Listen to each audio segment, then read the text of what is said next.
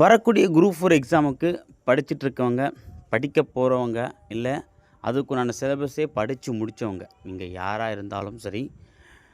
So நான் சொல்லக்கூடிய இந்த ஒரு இன்ஃபர்மேஷன் ஒரு வார்னிங்காக இருக்கலாம், ஒரு இன்ஃபர்மேஷனாக இருக்கலாம், ஒரு சஜஷனாக இருக்கலாம், அல்லது ஒரு அட்வைஸாக கூட இருக்கலாம். ஓகேவா? ஸோ அது நீங்கள் எந்த வகையில் எடுத்துக்கிறீங்க, உங்களுக்கு அது எந்த வகையில் அமைஞ்சதுன்றத நான் சொன்ன விஷயத்துக்கு அப்புறம் கீழே கமெண்ட்டில் வந்து அதை சொல்லுங்கள்.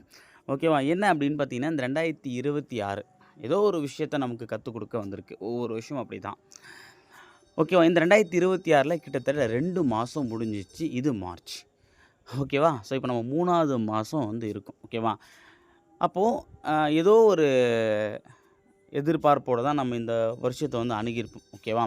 ஸோ இந்த 2 மாதம் நமக்கு நிறைய விஷயங்கள் வந்து பார்த்தோன்னா கற்றுக் கொடுத்துருக்கும். இன்கேஸ் வந்து பார்த்தீங்க அப்படின்னா, இப்போது 2 மாதம் வந்து நல்லா படிச்சுட்டு இருக்கவங்க, ஓகே நம்ம 2 மாதம் இந்த அளவுக்கு சிலபஸை கவர் பண்ணியிருக்கோம்.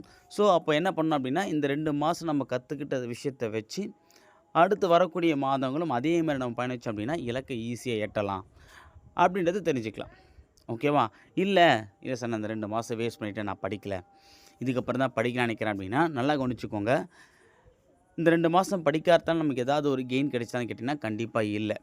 அப்போது இதேமாரி தான் வரக்கூடிய எல்லா மாதங்களும் நம்ம ஒவ்வொரு மாதமாக வேஸ்ட் பண்ணிகிட்டே இருந்தோம் அப்படின்னா நம்மளுடைய லைஃப் தான் கடைசியாக வேஸ்ட் ஆகுன்றத புரிஞ்சுட்டு, இந்த 2 மாதத்தில் நம்ம படிக்காதனால நமக்கு எந்த விதமான கெயினும் வரல, இப்படி விட்டோன்னா இதே மாதிரி தான் லைஃபே மாறும் அப்படின்றத உணர்ந்து இந்த 2 மாத எக்ஸ்பீரியன்ஸை ஓகேவா கற்றுக்கிட்டு இதுக்கப்புறம் இனிமேல் நடக்கக்கூடாதுன்ற எண்ணத்தோட எதிர்க்க இருக்கக்கூடிய வாய்ப்பை ஒழுங்காக பயன்படுத்துங்க. அதாவது இனி வரும் மாதங்களை ஒழுங்காக பயன்படுத்துங்க. படிச்சுட்டு இருக்கணும் சரி, சிலபஸை முடித்தவங்களுக்கும் நான் என்ன சொல்கிறேன் அப்படின்னா, சிலபஸை முடிச்சுட்டு நம்ம தான் சிலபஸே முடிச்சிட்டோமே அப்படின்னு சொல்லிட்டு சும்மா இருந்துடாதீங்க. ஓகேங்களா? ஏன்னா தேர்வு வரைக்குமே நம்மளுடைய போராட்டம் இருந்து கொண்டே இருக்கும். அப்போ தான் நம்ம வந்து பார்த்திங்கன்னா வெற்றி அடைய முடியும்.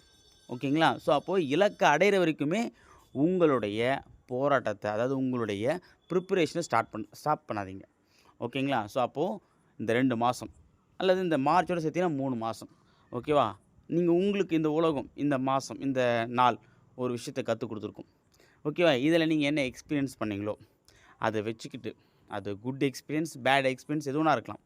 வரக்கூடிய நாட்களை உங்களுக்கான வாய்ப்பாக பார்த்து அந்த வாய்ப்பை பயன்படுத்தி வரக்கூடிய தேர்வில் வேலை வாங்குறதுக்கு உண்டான வேலையை செய்ய ஆரம்பிச்சிடுங்க. இது வரைக்கும் செய்யலையா பரவாயில்ல, இதுக்கப்புறம் செய்யுங்க. எதிர்வரும் வாய்ப்பு உங்களுக்கான வாய்ப்பு, விட்டுறாதீங்க. தேங்க்யூ.